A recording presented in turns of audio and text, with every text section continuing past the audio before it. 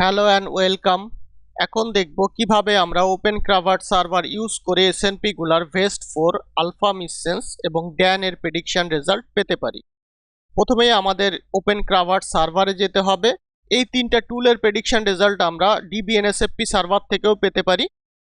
ওপেনক্রাভাট সার্ভারের লিঙ্কটা যদি আমাদের জানা থাকে তাহলে সেটা আমরা কপি করে ব্রাউজারের অ্যাড্রেস বারে পেস্ট করতে পারি। এটা হচ্ছে ওপেনক্রাভাটের হোম পেজ। ওপেনক্রাভাট সার্ভারের লিঙ্কটা ডেসক্রিপশন বক্সে দেওয়া আছে। এখন আমাদের যেতে হবে হচ্ছে ওয়েব ভার্সনে। তাহলে আমাদের এখানে ক্লিক করতে হবে। এখানে একটা লগ ইন পেজ আসবে। এখানে আমাদের মেইল অ্যাড্রেসটা দিতে হবে।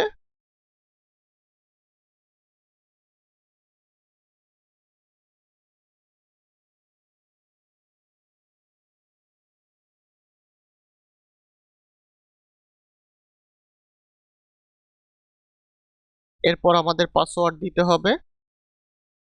ওপেনক্রাভাটে যদি অ্যাকাউন্ট আমাদের না থাকে তাহলে আমাদেরকে সাইন আপ করতে হবে প্রথমে। আরেকটা ওয়েতেও আমরা সাবমিট করতে পারি, সেটা হচ্ছে ট্রাই অ্যাজ গেস্ট। আমাদের যেহেতু সাইন আপ করা ছিল আগে থেকেই, সেহেতু আমরা এখানে লগ ইনে ক্লিক করব।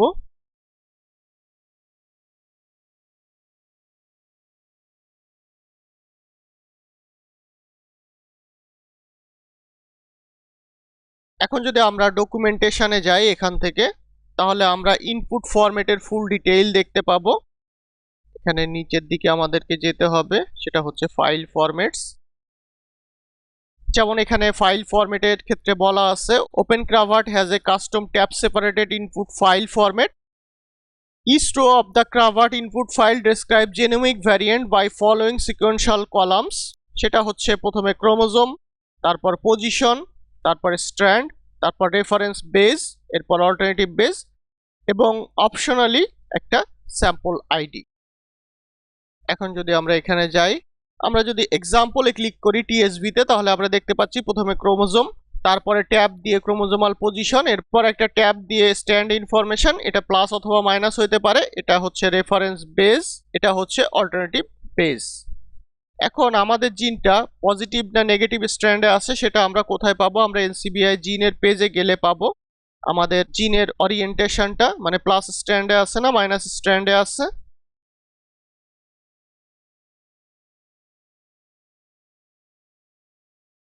এখানে আমরা জিন সিম্বল দিয়ে সার্চ দিব, সেটা হচ্ছে RB1 আমাদের ক্ষেত্রে।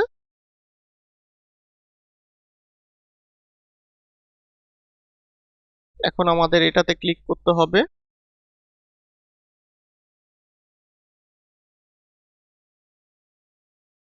এখন যদি আমরা একটুখানি নিচে যাই,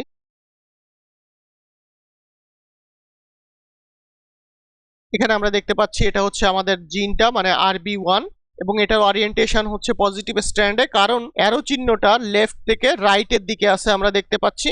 আমরা যদি দেখি LPAR6 যেটা আছে সেটার ক্ষেত্রে ওরিয়েন্টেশনটা উল্টা দিকে, মানে অ্যারো চিহ্নটা ডান থেকে বামের দিকে আমরা দেখতে পাচ্ছি, মানে এটা হচ্ছে নেগেটিভ স্ট্র্যান্ডে আছে। আমরা প্রিভিয়াসলি যে প্রিডিফাইন্ড এবং ফরম্যাটেড ইনপুট ফাইলগুলো ক্রিয়েট করেছিলাম সেগুলোর ভিতর ক্রাভাটের ফরম্যাটটাও আছে। সেটা যদি আমরা দেখে আসি, আমাদের ইনপুট ফাইলটা আছে হচ্ছে SNP_analysis এর ভিতরে, এখানে 11_filter2_ এর ভিতরে এখানে আমরা দেখতে পাচ্ছি ক্রাভাট। প্রথমে আছে হচ্ছে ক্রোমোজোম নাম্বার, এরপরে ট্যাব দিয়ে ক্রোমোজোমাল পজিশন, এরপর হচ্ছে স্ট্র্যান্ড ইনফরমেশন যেটা আমাদের ক্ষেত্রে প্লাস স্ট্র্যান্ড, এরপর হচ্ছে রেফারেন্স বেস, এরপর হচ্ছে অল্টারনেটিভ বেস। আমাদের ইনপুট ফাইলটা যেহেতু রিকোয়ার্ড ফরম্যাটে আছে, আমরা এখান থেকে পুরোটাকে সিলেক্ট করে কপি করতে পারি এবং এখানে প্রথমে আমাদের জিনোম সিলেক্ট করতে হবে, সেটা হচ্ছে আমাদের ক্ষেত্রে GRCH37 অথবা G19। এখানে এটাকে আমরা ডিলিট করে দিব এবং এখানে আমাদের ভ্যারিয়েন্টগুলো পেস্ট করে দিব।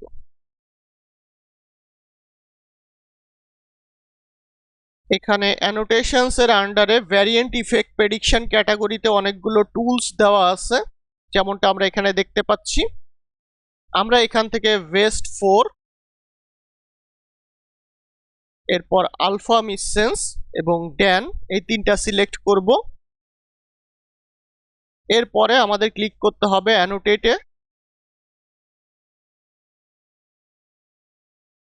এখানে উপরের দিকে আমরা জবের ইনফরমেশনগুলো দেখতে পাবো।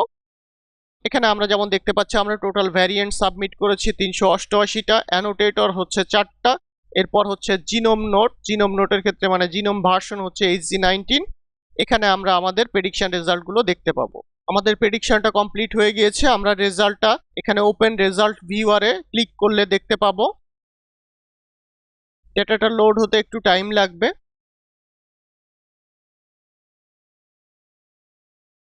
আমাদের ডেটাটা লোড হয়ে গিয়েছে। এখান থেকে আমাদের যেতে হবে হচ্ছে ভ্যারিয়েন্ট ট্যাবে।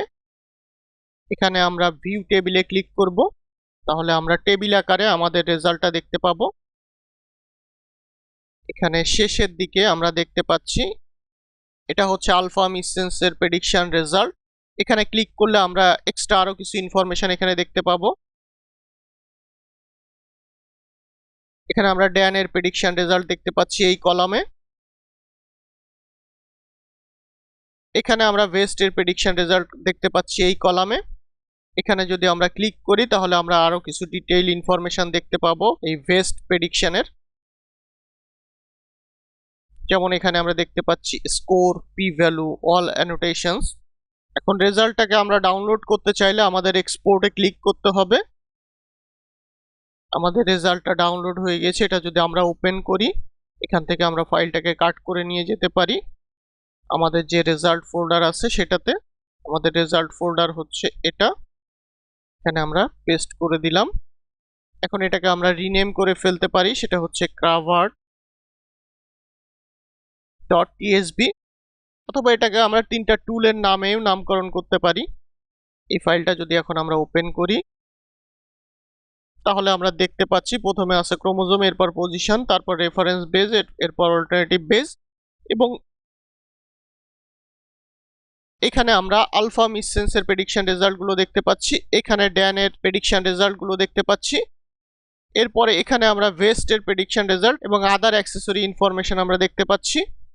এখন তাহলে দেখলাম কিভাবে আমরা OpenCRAVAT সার্ভারের VEST4, AlphaMissense এবং DANN টুল ইউজ করে SNP গুলার প্রেডিকশন রেজাল্ট পেতে পারি এবং রেজাল্টটা ডাউনলোড করতে পারি। Thank you everyone.